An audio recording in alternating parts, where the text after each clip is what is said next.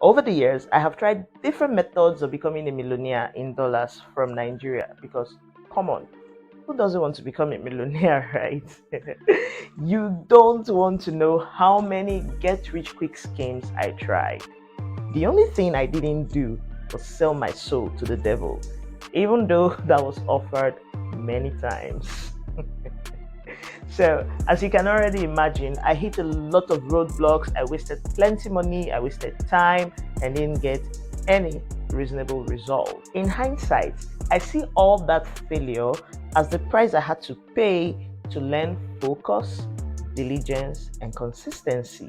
The reason most of the methods I tried didn't work is not because all of them were bad, even though some were outright rubbish and some were just out to scam me.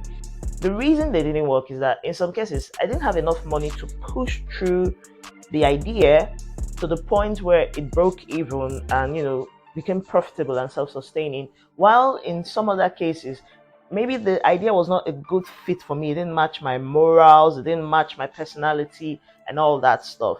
And another reason that maybe you can relate to it is maybe I was just lazy to push through and get the required results. I hope the question you're asking now is it possible to make $1 million from Nigeria?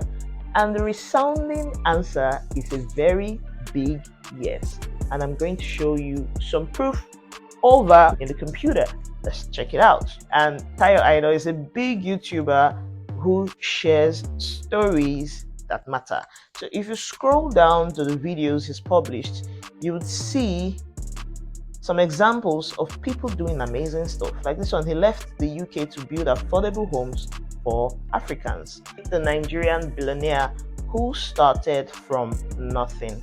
Look at this example right here. How she grew a multi-million-dollar furniture company in Nigeria. How a Nigerian built a business from gifting in Port Harcourt. And how a Nigeria started an African shoe company with $100 in Lagos. So there is a plethora of examples. Look at this one, how a Nigerian built a multi-million-dollar clothing company. This is called Rough and Tumble. There are several examples over here on Tayo's page. As you already know, these people are normal human beings like you and I. So what made their own goals work? I'll tell you why. It's because they have an unshakable commitment towards success and seeing their goals through. Which reminds me of the popular quote by Earl Nightingale, where he said that success is the progressive realization of a worthy ideal. I want you to take note of two key phrases there, which is progressive realization and worthy ideal. So if you believe that becoming a millionaire in dollars is a worthy ideal, what are you going to do? You start to take progressive steps towards realizing that dream. How? By implementing proven principles that others who have done it have used before you. Granted, everyone's journey is not going to be the same because of our individual circumstances. We're not all starting from the same place and we all have our valid reasons or valid excuses. But once you make up your mind that this is what you want to do, then you start to work towards it and take massive determined action, like Tony Robbins said. So the next question is, what type of action are you going to take on your journey to becoming a millionaire? And that's what the remaining part of this video is going to be about. One sure way to become a millionaire in dollars is to start a real business and grow it in valuation over a period of 12 months or however long it might take for you.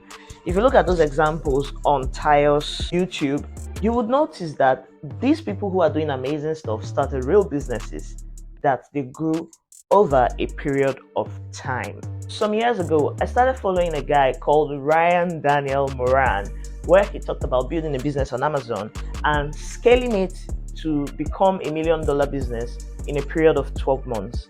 I particularly liked Ryan's example because he had a proven strategy, he had a proven formula, and the only thing you need to make his formula work is just to show up and do the work. In another video, I'm going to share how I'm actually implementing Ryan's strategy right here from Nigeria. But before that, I want you to hear Ryan talk about his formula directly. And success is just basic math. 4 products times 25 sales a day at a $30 price point is $1 million business. So that sounds pretty easy, right? 3 to 5 products selling 25 pieces a day at $30.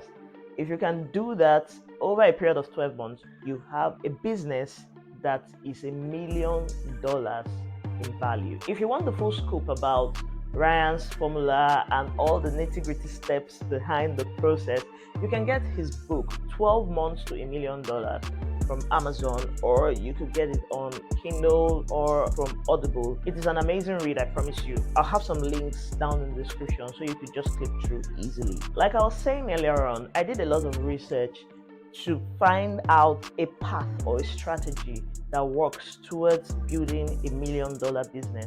And from my research, I've discovered that there are 7 things that you can do to build a business and get it into $1 million valuation over a period of 12 months. Number 1, find out who you want to serve, because at the core of it all, like at the center of it all, business is about serving or solving a problem for a particular person.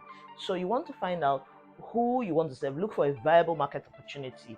And what a viable market opportunity simply means, or is the intersection of solving a specific problem for a specific person with a specific product. When you can marry those 3 things together, you have a viable business opportunity right there. The renowned author Guy Kawasaki, in his book The Art of the Start, said that the biggest challenge for entrepreneurs is finding customers. There is no point in having a great product if no one is interested in buying it. So I see a lot of people make this mistake. I have made this mistake too before. When I started some ideas in the past, I went for the opportunity like a product without actually defining who really needs this product and how I can present it to them. The second thing you want to do on your path or your journey to becoming a millionaire in dollars is to develop some form of business plan. Now, I know some of you just went when you heard that, but please hold on for a second, like stay with me. The reason you need a business plan is that it forces you to think about all the processes or all the steps that you need to take to make that business idea happen, like bring it from the pipe into something tangible. Now, I'm not saying you should go do the whole traditional type of business plan, executive summary, and all that stuff, even though that has its place. But at this start, you just need some like a 1-page business plan that will help you know who your customers are. We've already talked about that before, who your customers are, how you're going to market to them, and what budget, how much money you need to start or to fund this particular idea. Steve Blank, a serial entrepreneur, said that a business plan is not a document you create once and store in your bottom drawer. It's a living guide that you should develop as you start and grow your business, and revisit and adjust regularly. Keyword: visit and adjust regularly. Don't just leave it there and put it in the drawer and forget about it. It's your blueprint, it's your roadmap. Don't worry, in another video, like I said, I will share with you my exact blueprint for how I'm going to build $1 million business from Nigeria, step by step. The third thing you want to do on your way to becoming a millionaire in dollars is to secure funding. Now that you have written your business plan, you have an idea how much you need to kickstart this idea. So what are you going to do about the money? Do you have it in the bank? Are you going to self-fund this? Or if you don't have it in the bank, then how are you going to raise the capital? That should be your next plan of action. So you might want to get an angel investor or a venture capitalist, or maybe you're going to do crowdfunding. Crowdfunding is an amazing strategy that I'm also going to implement in my own idea. The reason I like crowdfunding because it might be the one that has the lowest barrier to entry.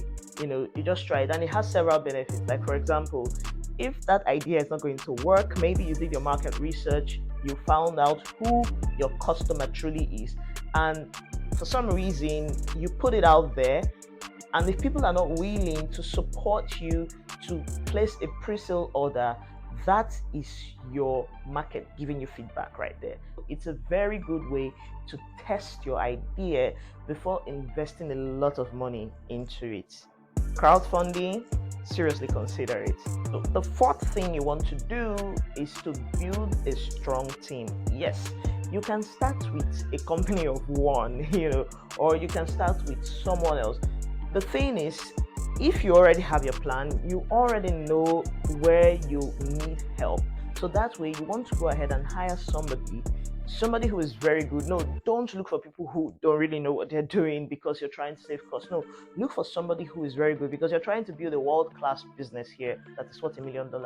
So look for people who are very good at what they do and pay them to do that work. After all, you have money to spend, right? Teamwork makes the dream work. There is a popular proverb that says, if you want to go fast, go alone. But if you want to go far, go with someone. I hope I said that right. The fifth thing you want to do on your way to building $1 million business is to focus on marketing. Yes, from your business plan, you already know the kind of marketing that you're going to do. So now you need to focus on it. There are some people who, instead of even preparing a business plan, what they do prepare is a marketing plan. And that is also very important because you already know who is going to buy your product or patronize you for your services. But do you know how to reach them? So your marketing plan will detail how you're going to reach them. Are you going to reach them through social media, or are you going to do traditional marketing through paid media like the TV, billboards, and all that stuff? So focus on marketing and determine exactly how you're going to get the word out about the solution that you're bringing to the people who you're bringing the solution for. The sixth thing you want to do is to stay nimble and adapt quickly. In the business world, things change very fast, especially in the world that we are right now, that is a digital world. So you need to be able to tweak your plans quickly when you're just starting. You need to put your ears down to know what's happening in your industry and maybe the quickest way to reach your target customers and all that stuff. Always do your competitive research. Look at what your competitors are doing and see how you can do it better. Be very open to changing or to adapting your plans to suit the industry needs. Unless you're a disruptor, which is not bad. But for someone who's just starting with limited budget, stay nimble. The final thing, which is number 7, that you need to do is to track your progress along the way. You need to always monitor your progress. Like, go back to your business plan from time to time to check, where are we? Are we hitting our quarterly goal? Are we hitting our bi-quarterly goal? Where are we now 6 months into the game? Are we on track to hit $1 million? You need to keep tracking so you know what you're doing and quickly, like I said in the previous step, adapt or change to or pivot to make things work smoothly. Phew. Now that we've gotten all the boring stuff out of the way, it's time to talk about the interesting stuff. How do we take everything that I have outlined so far and bring it into a workable plan of action to build $1 million business in 12 months? You thought I was going to leave you hanging, right? Nah. You see that formula that Ryan talked about earlier on? We're going to implement it. And if you're interested to see how it really works, see the next video. Bye for now.